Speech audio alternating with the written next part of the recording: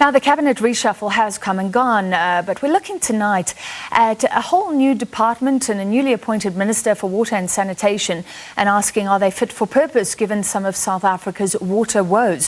When President Ramaphosa came to power, he merged two departments to make a combined Ministry of Human Settlements, Water and Sanitation. He has now undone that change, saying that the reality is that water impacts not only on human settlements, but also on agriculture, industry, mining and environmental management. The new minister is Senzo Unu with Deputy Minister Dikeledi Magadzi. Now, to discuss, we're joined by Professor Anthony Turton, who is the affiliated professor in the Centre for Environmental Management at the University of the Free State. Professor, thank you for being with us as always. Let's start with the importance of this.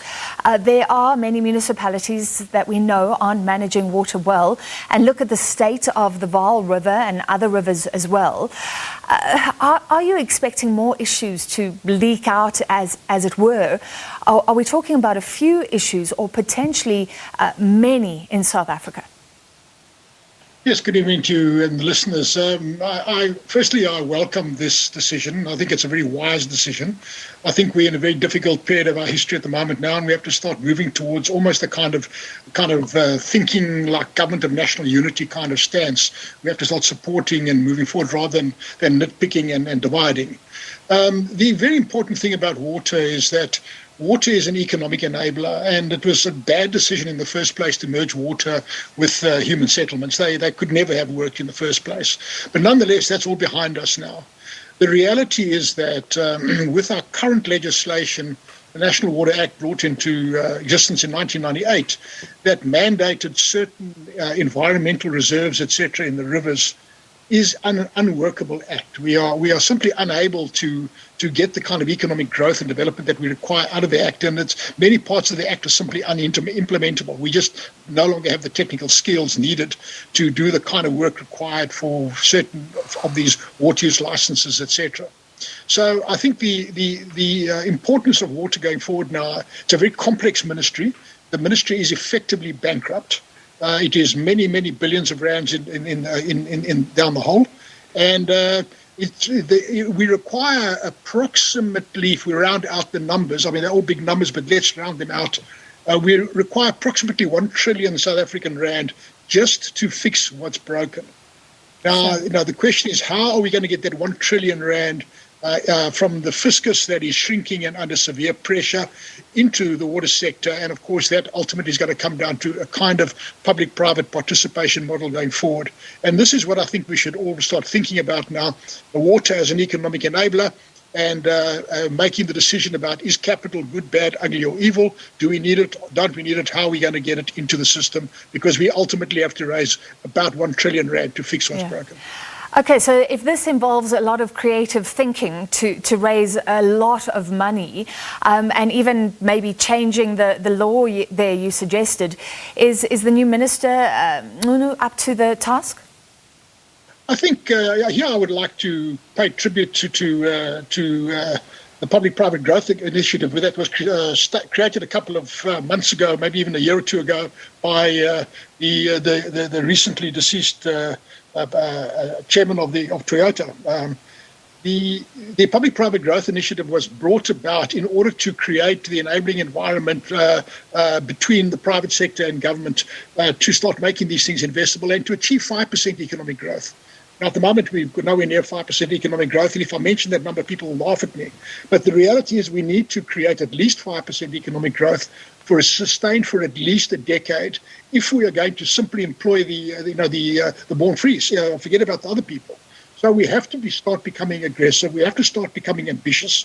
And water is an economic enabler. So if we look at that 1 trillion rand that has to go into the water sector, we are saying that rather than regard that as a cost to be avoided, let us think about that as an investment from which there will be returns. Yeah. And those returns ultimately are, if you take a conservative estimation with a multiplier of 5, for those who had 1 trillion rand going into the water sector, it can, if properly managed, can can unlock as much as 5 trillion rands worth of work and value add in the economy. Yeah. So Professor, I hear you on the importance of water. I think we're all starting to realise where we are. But I was asking you about the minister, Senzo Unu.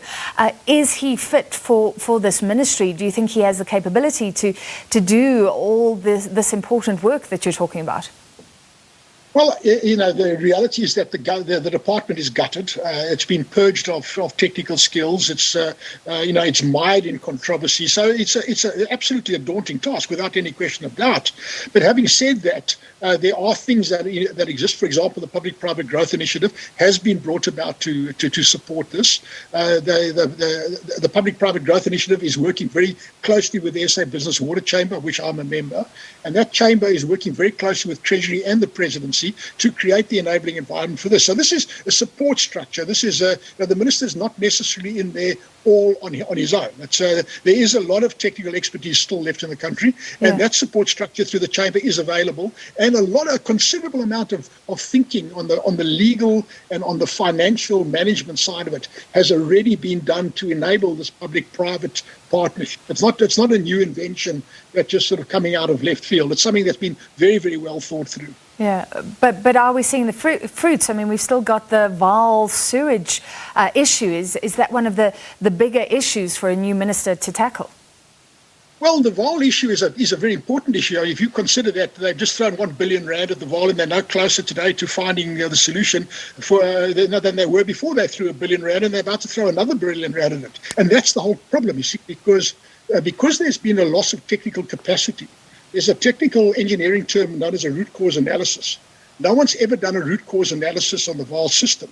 And because they haven't done a root cause analysis, nobody actually knows what caused the problem, what caused one thing to happen to cause another thing to happen to cause another thing to happen. Therefore, they're throwing 1 billion rand at the problem, but they don't quite know what it is that they're fixing. So this is why we're getting into a situation where we don't have billions of rand to throw at these things anymore now. The pot is empty. So we have to now start looking very carefully. But the reality is that the Vaal crisis is one of many crises in the country. Because if we zoom out from the Vaal crisis, then we have the reality in terms of the National Water Act that South Africa is a fundamentally water-constrained economy. So even if we want to create 5% economic growth, we actually don't have enough water to do that. All coastal cities, for example, are fundamentally water constrained because their water has been sucked dry by inland water users. So we have to start looking in an ambitious way at the creation of new water, what is known as new water. This is engineered or manufactured water, either manufactured from waste, recovered from waste, or water that is recovered from the oceans or from acid mine drainage, etc. Now, this is technically feasible, but this requires a lot of policy thinking and a lot of really visionary enabling legislation to take place. And I'll just give you an example of the size, of the magnitude of the new water market that has to be created. If you take the total volume of all of the dams in South Africa, they come to about 38 billion cubic meters, 38 BCM. And what we need to create full employment by 2035 is 63 BCM. So we've got to create an additional amount of new water, about 25 BCM, which is 2/3 of the volume of all of the dams in the country. Sure. That's the amount of new water we have to create. So it's a daunting task. Yeah. Professor, to end, I mean, you're talking about the future. You said right now we don't even have the skills to check on the licenses. We know that's a problem across industries. You need people who are checking on the construction workers, for example, who are as skilled as the workers. You need somebody who understands water before they give a license. That 1 trillion rand, does that include upskilling again, getting those resources going? Is that possible? Yes, so through the SA Business Water Chamber, we've been working on a thing called a special purpose vehicle. And the special purpose vehicle is a legal instrument that's approved by the Treasury and got the full support of the various legal fraternities, etc., and financial institutions. And what the SPV does is it effectively makes a bankrupt municipality bankable again, because it enables money to be put into a specific part of the municipality. But the Municipal Financial Management Act right now doesn't allow you to ring-fence that money, and that's the problem. Because the money is not ring-fenced, anyone can dip their hands in it and take it. So the special purpose vehicle basically creates a ring-fenced entity, But not only does it ring fence the financing, it also ring fences the capacity that's needed, and it ultimately starts restoring the lost capacity. So we're going to start seeing in the future the rollout of these special purpose vehicles at various places, and we've approached the kind of cookie cutter model.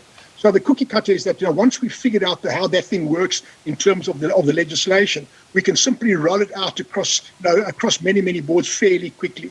So a lot of thought has been done. That in fact, this is a very good news story if that's the case. So we should therefore welcome the new minister, because this is now the opportunity really for something fundamentally different. All right, and thanks for highlighting that, and hopefully the benefits flow, as it were. Thank you, Professor Anthony Turton, affiliated professor in the Centre for Environmental Management at the University of the Free State.